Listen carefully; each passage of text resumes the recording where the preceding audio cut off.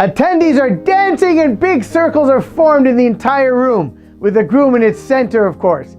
He's dancing and circling with a big smile on his face. His friends are applauding and are so happy for him, as much as his family and neighbors. At the end of the room, his grandfather is sitting on a chair.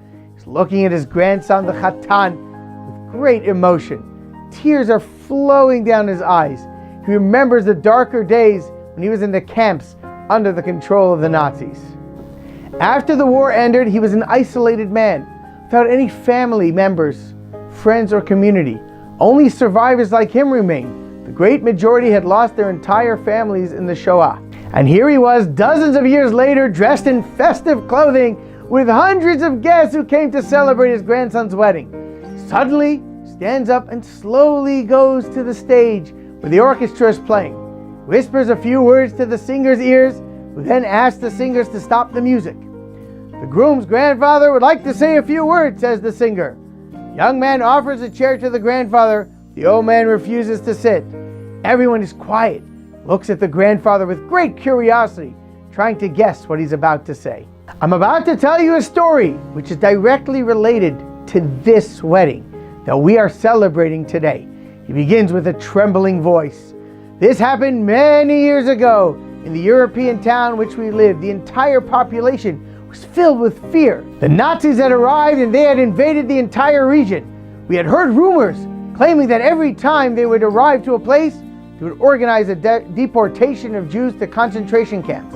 We didn't know back then if the gas chambers were true or simply false rumors, but we were convinced that the expulsion of Jews was not prompted by any act of kindness, and we were aware that a very cruel fate was awaiting us.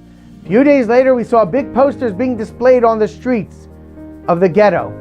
All Jews must gather tomorrow at 5 a.m. on the main street and get ready for the transfer. Do not take any objects nor goods, only one bag per person. Those who will not obey these orders will be killed. We heard screams and cries. Mothers held their sons tightly in their arms. Fathers were wiping away tears and children were moaning. The bitter end was right around the corner. I was a young man back then. I hurried back to home. And at this point, the situation was not really different than what was going on outside.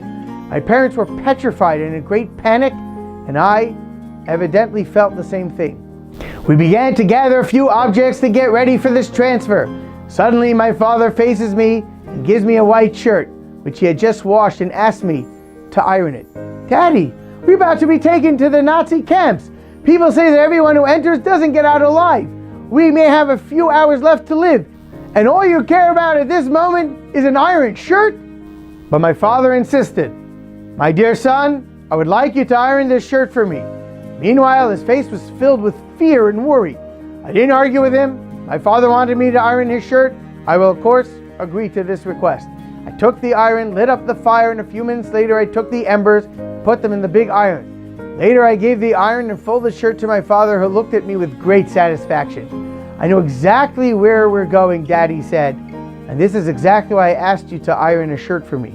Our holy Torah says, honor your father and mother, so that your days shall be lengthened. The mitzvah to honor parents is the best segula to merit a long life. Then he added, ignore I and your mother's fate, but you, my son, you are a young man and we want you to live. We want you to survive so that you overcome this horrible war, and with God's help, you will create your own family. Perpetuate our family's heritage, and please make sure to give us God-fearing grandchildren who will study our holy Torah. This is why I wanted to give you this merit.